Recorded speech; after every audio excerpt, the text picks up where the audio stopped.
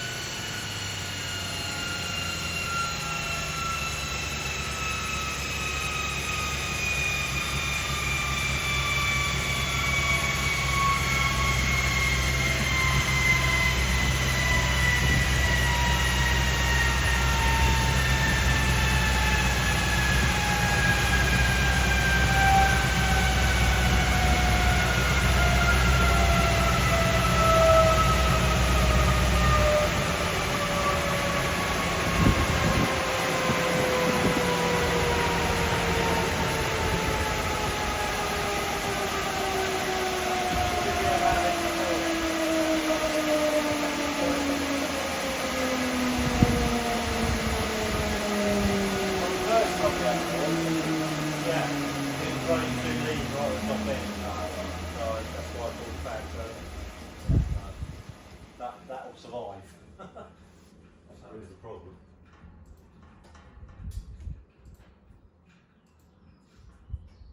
Yeah, so we're banging the ballpark, whereas we were going a bit lean before. Which is why that's where we're getting the horsepower from there, but it's just not marginal, isn't it? Yeah, yeah. If you want to lose an engine. Yeah, I don't want to do that. No, exactly. No, so we're banging the ballpark now. So I'll leave it at that. Yeah, brilliant. Yeah. That's all I wanted to do. Yeah. It's two jet sizes different. Oh, right. Okay. Yeah. So you mark that one for. So there we go, that's the rolling road, and that was the revisit to the rolling road. Big thanks to John, because I only rang him up this morning and he said he could fit me in between two. He got a short window between two rolling road sessions. He's just down the road. We weren't doing a tune-up as such. We were just doing a comparison between regular fuel and the sustainable fuel that we had to run at Goodwood, just because I thought it'd be interesting.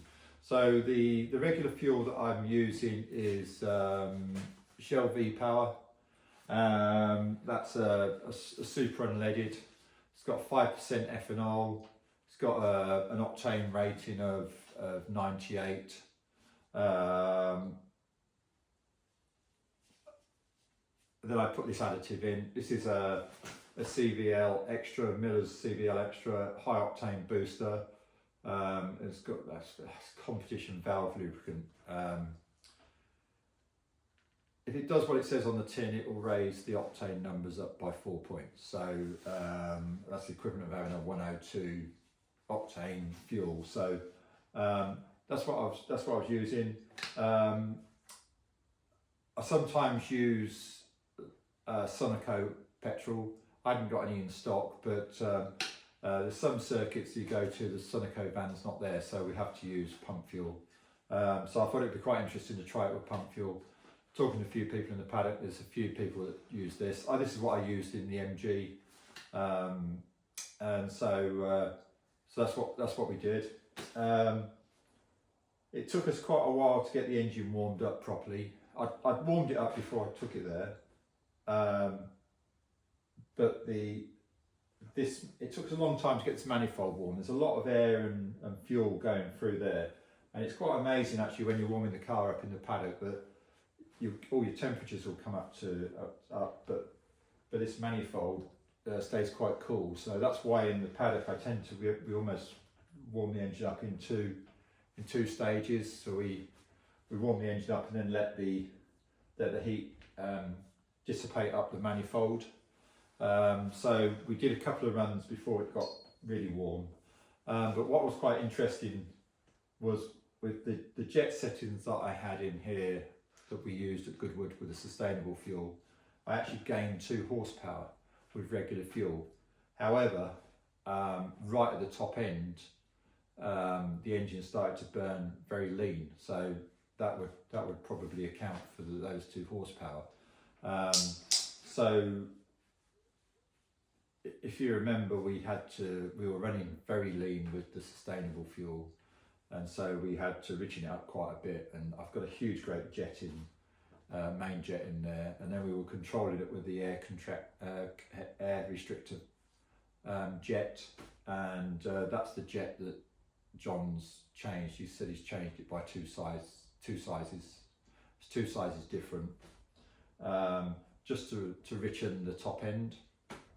And then when we did the power run, we'd lost those 2 horsepower, but the numbers were just absolutely perfect all the way through the rev range, from about 5 all the way up to 9.5. I think we took it to 9.5. So the engine just pulls nice and sweet. So it was quite interesting. Before I went to Goodwood and before we were talking about a sustainable fuel, I'd changed the cam in this. That's why I wanted to put it on the rolling road, and I think that's why we had to change it quite a bit to start off with compared to the other setting.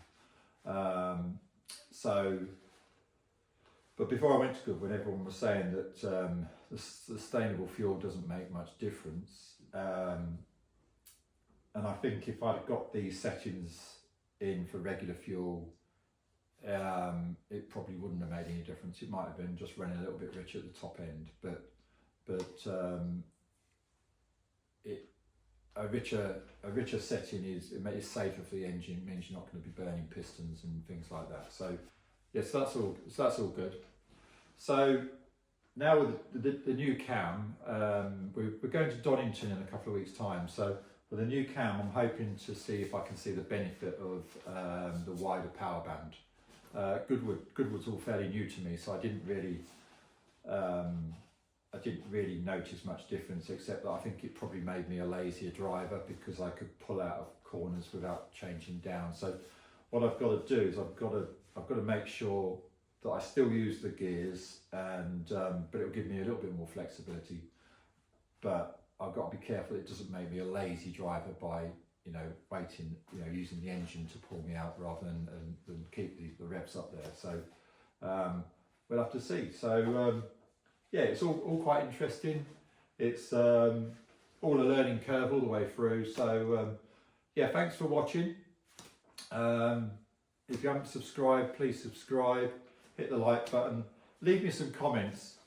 If it's anything technical, I'm not the best person to ask because I rely on people like John to point me in the right direction. So, if you can see the hype button, give me a hype. Can't do any harm. And we'll see you next time. And remember, how hard can it be?